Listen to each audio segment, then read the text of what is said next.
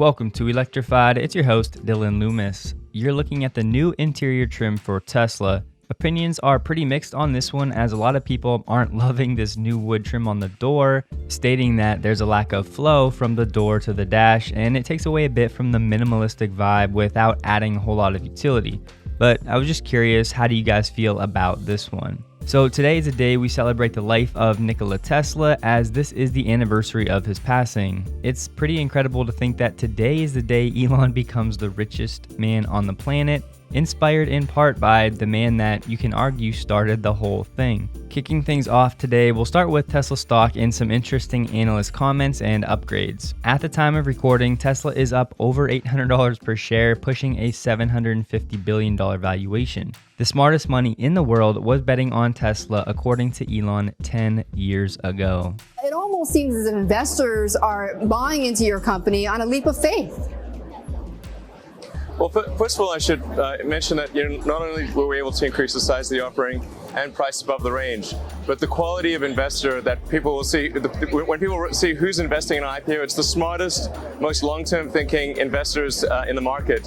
It's really an amazing set of investors. So I think it's just worth noting that the smartest money in the world is betting on Tesla.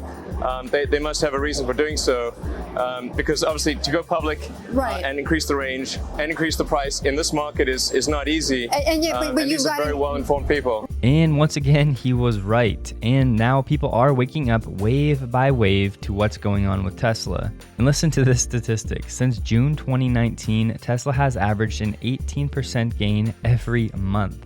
And it's actually kind of funny. You probably saw Morgan Stanley's new price target of $810, and Tesla stock today is already obeying that order, except it's doing so a few hours later instead of 12 months later. RBC Capital came out and flat out said they were wrong about Tesla, as they have been Tesla bears for some time. Analyst Joseph Spack said there is no graceful way to put this other than to say we got Tesla stock completely wrong.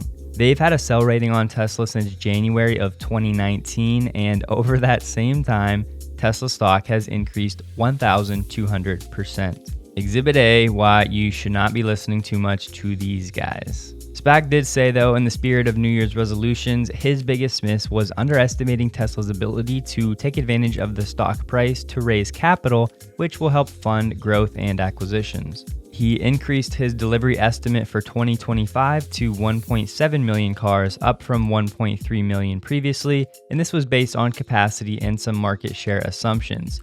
He also bumped his price target to $700 from $339. And he added that this shows how easily Tesla can fund future growth, whereas traditional OEMs need to generate significant cash from existing operations to fund their transition to electrification. So Wall Street as a whole is still pretty split, with Bloomberg reporting 13 Tesla analysts currently have buy ratings, 13 have hold, and then 14 have sell. And this feels like a great time to mention that, at least for now, Elon is the world's richest person. His net worth sits around $185 billion, pushing him past Jeff Bezos, who is reportedly worth around $184 billion. Elon's net worth has roughly 9x'd in 2020 alone, in thanks large part to Tesla's 700% stock rally and Elon hitting those new trenches in his compensation package. Elon doesn't take a salary and is the majority shareholder of Tesla, owning about 21% of all shares. California state does require a minimum required salary, but Elon has said that he does not touch it, and it just ends up accumulating in a Tesla bank account somewhere. And Elon's response to the fact that he is the world's richest person, how strange. Well, back to work. And I'd have to agree with Steven that Elon's net worth is only slowly catching up to his actual worth. And honestly, if there was someone I'd want to have this type of wealth and power to get things done, it would definitely be Elon. We can be assured that he will use a large portion of his wealth and parlay it into endeavors that will benefit mankind at scale. His current pinned tweet says it all. Half of his money is for Earth problems, and half is to ensure self-sustaining cities on Mars to ensure continuation of life of all species. I chuckle to myself because I think I set big goals, and then I read this and I'm like, alrighty then. And you've probably seen it by now, but according to S3 Partners, Tesla short sellers lost about $40 billion in 2020 betting against Tesla. This type of figure is definitely not normal. Listen to the stat. So that loss figure from Tesla short sellers was more than the short losses for the next 9 companies combined. Apple shorts lost about $6.7 billion and Amazon shorts lost about $5.8 billion. Many of the short sellers were forced to exit their positions throughout the year, admitting defeat, as about 2/3 of the short positions in Tesla were unwound during 2020, which in and of itself helps to drive shares higher. So this continuous unwinding acted like a gentle tailwind in Tesla's share price all year long. Closing 2020 though, the shorts still hold about 5% of Tesla shares, or about $31 billion being bet against Tesla's future.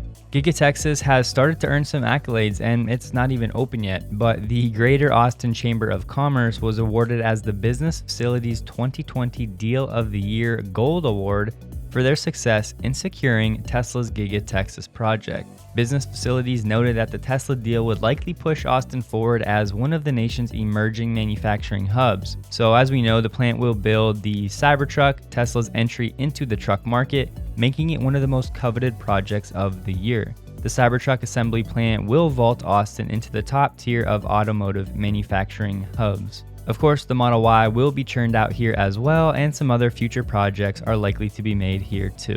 So Mercedes-Benz has unveiled their new Hyperscreen, the big in-car cinema. Let's have a quick look.